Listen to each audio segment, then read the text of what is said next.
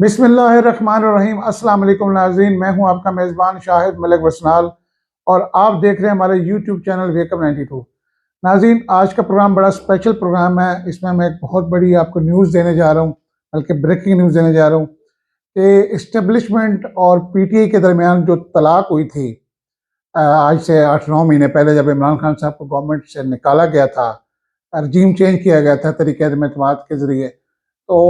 अब खबरें ये हैं, अंदरूनी खबरें ये हैं, हमारे ज़राए ने बताया है कि दोनों के दरमियान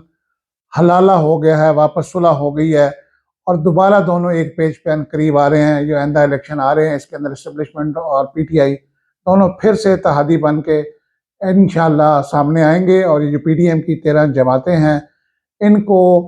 मुँह छुपाने की जगह भी नहीं मिलेगी। और मेरी इस बात की, अगर मैं अपनी इस बात की सपोर्ट में अगर नाज़रीन कुछ बातें करूँ, कुछ दलाइल दूँ, तो वो कुछ इस तरह के हैं कि आप गौर करें। कहते हैं अक्लमंद के लिए इशारा काफ़ी होता है। आप गौर करेंगे किस तरीके से एस्टेब्लिशमेंट के घोड़े चौधरी परवेज़ इलाही साहब को कुछ अर्सा कबल पीटीआई के अंदर शामिल करवाया गया। ना सिर्फ शामिल करवाया गया,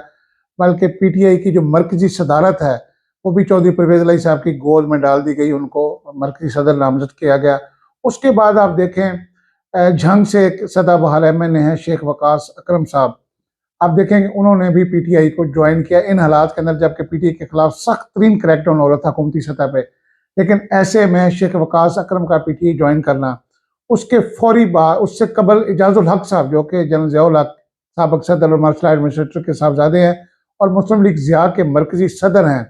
उन्होंने तो अपनी जमात समेत पीटीआई में शमूलियत का ऐलान किया। गो उनकी जमात की अलग हैसियत बरकरार रहेगी, लेकिन वो दूसरे अल्फाज में पीटीआई के अंदर शमूलियत अख्तियार कर चुके हैं। सिर्फ यानी एक उनके इत्तेहादी बन के इलेक्शन लड़ेंगे, लेकिन अंदरूनी तौर पर उन्होंने इमरान खान को अपना लीडर कायद तस्लीम कर लिया है। इन दो शमूलियत के बाद अगर आप तीसरी शमूलियत देखें, तो वो बड़ी अजीब सी, यानी उसके ऊपर तो सब पूरा मुल्क ही रहा है कि जमशेद दस्ती साहब मुजफ्फरगढ़ से एमएनए, क्योंकि बड़े दबंग किस्म के लीडर हैं, बड़ा बोल्ड किस्म के प्रेस कॉन्फ्रेंसेस करते हैं अदलिया के ऊपर, फौज के ऊपर, सियासतदानों के ऊपर। और एक अवामी नुमाइंदे हैं, हकीकी अवामी नुमाइंदे हैं मुजफ्फरगढ़ के अंदर। उनको 15 के नाम से भी याद किया जाता है, उनका लकब है 15। इस तरह पुलिस 15 पर रिस्पॉन्ड करती है, इस तरह वो अपने हल्के के वोटर्स के एक कॉल पर उनके पास पहुंचते हैं। तो जमशेद दस्ती का शामिल होना पीटीआई के अंदर, शेख वकास अकरम का शामिल होना, इजाजुल हक का शामिल होना, परवेज इलाही साहब का अपनी पूरी जमात के समेत जम होना, ये इस चीज़ की इंडिकेशन है नाज़रीन, जो मैंने खबर आपको दी है कि इस्टेब्लिशमेंट और पीटीआई के दरमियान जो तलाक हुई थी, सियासी तलाक जिसको हम कहते हैं, वो दोबारा सालसी अदालत ने, इस तरह हमारे गली मोहल्लों में सालसी अदालतें बनी हुई होती हैं जो कि तलाक के केसेस को सुलह करवाती हैं, यहाँ पे कुछ आलमी सालसी ताकतों ने और कुछ पाकिस्तान के अंदरून जो अंदरूनी ताकतें हैं, इन्होंने मिलकर इमरान खान साहब और इस्टेब्लिशमेंट को, उनके दरमियान जो भी पाई जाने वाली गलतफहमी, उनको न सिर्फ दूर किया है, बल्कि दोनों को वापस एक पेज पर वो ले आए हैं। और जो कि इस वक्त पीडीएम की नींदें उड़ चुकी हैं। अपना नवाज शरीफ साहब और शहबाज शरीफ साहब और आसिफ अली जरदारी साहब सख्त परेशान हैं, क्योंकि उन्होंने हमेशा कोशिश की कि इमरान खान और इस्टेब्लिशमेंट के दरमियान दूरियां पैदा करें। कुछ इस तरह के उन्होंने क्रैकडाउन किए पीटीआई के ऊपर और फौज को गंदा किया कि लोग ये समझते रहे कि ये शायद फौज करवा रही है। मकसद ये था कि पीटीआई के लोगों के अंदर नफरत पैदा करनी पाक फौज के खिलाफ, लेकिन वो उसमें नाकाम हुए हैं। और आज जो हमारे ज़राए ने ये खबर दी है नाज़रीन, उसमें इंशाअल्लाह आने वाले वक्त में आप देखेंगे, जो मैंने आज ये ब्रेकिंग न्यूज़ आपको दी है, ये अमली जामा इसको पहनाया जाएगा और वापस इस्टेब्लिशमेंट इमरान खान को अडॉप्ट करेगी और इंशाअल्लाह अगली गवर्नमेंट जो इनकी बनेगी। और मैं आपको एक और बात बताऊं,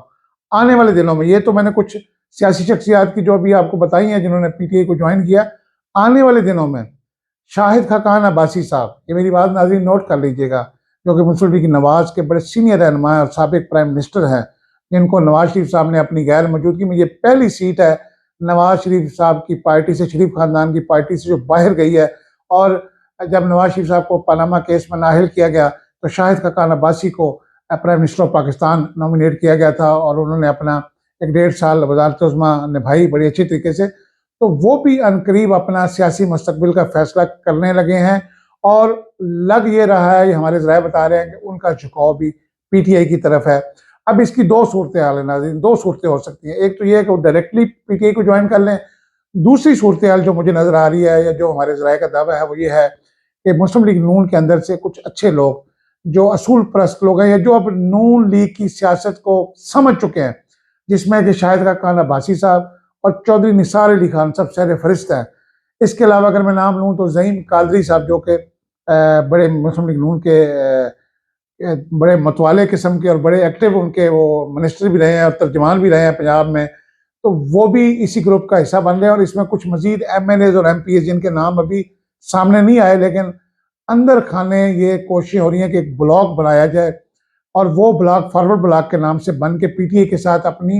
इंतखाबी जो इत्तेहाद PTI के साथ वो करे और सीटें इलेक्शन में जीत के फिर PTI को सपोर्ट करे, जिसकी क़यादत शाहिद खान अब्बासी साहब या चौधरी निसार दोनों, क्योंकि दोनों का ताल्लुक पिंडी से है, दोनों में से ये एक इनकी इसकी क़यादत करेगा, लीड करेंगे। और दूसरी तरफ अगर मैं पीपल्स पार्टी के अंदर से बात करूं तो नाज़रीन उस तरफ से भी पीपल्स पार्टी के जो अच्छे लोग हैं, उसमें अगर मैं बात करूं चौधरी एतजाज एहसन साहब की, तो वो तैयार बैठे हैं किसी भी वक्त वो प्रवास करके, वो वैसे भी इमरान खान साहब के हमसाए हैं, उनको कुछ ज़्यादा फासला तय करके PTI में नहीं आना पड़ेगा, बल्कि अपने घर से निकल के साथ ही इमरान खान के घर में दाखिल हो जाएंगे। और उनके साथ साथ मुस्तफ़ा नवाज खोखर साहब जो कि पीपल्स पार्टी के सेनेटर भी हैं और उन्होंने सेनेटरशिप से इस्तीफा भी दिया और बड़े एक्टिव और बड़े अच्छे उनके तर्जमान भी रहे, स्पोक्स पर्सन भी रहे,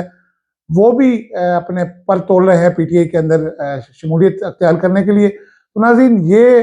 कहते हैं अक्लमंद के लिए इशारा काफ़ी होता है। मेरे ख्याल में आप समझ गए होंगे कि जिन शख्सियात को पिछले दिनों शामिल करवाया गया या जो आने वाले दिनों में शख्सियात PTI को ज्वाइन करेंगी, ये एक साफ इशारा है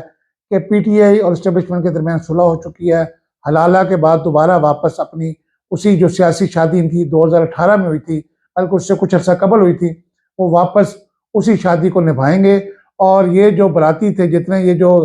PDM के लोग हैं जो अभी तक धमाने डाल रहे थे कि शायद इस्टेब्लिशमेंट ने उनके साथ शादी कर ली है, तो वो ये मंगनी टूट चुकी है और वापस इमरान खान साहब इस्टेब्लिशमेंट जो है वो एक पेज पे आ गए। नाज़रीन उम्मीद है हमारा आज का ये प्रोग्राम आपको पसंद आएगा। इस वीडियो को ज़्यादा से ज़्यादा अपने दोस्त अहबाब के साथ और मुख्तलिफ सोशल मीडिया ग्रुप्स में शेयर करें। अपने मेज़बान शाहिद मलिक वसनाल को इजाज़त दें। अल्लाह हाफिज़।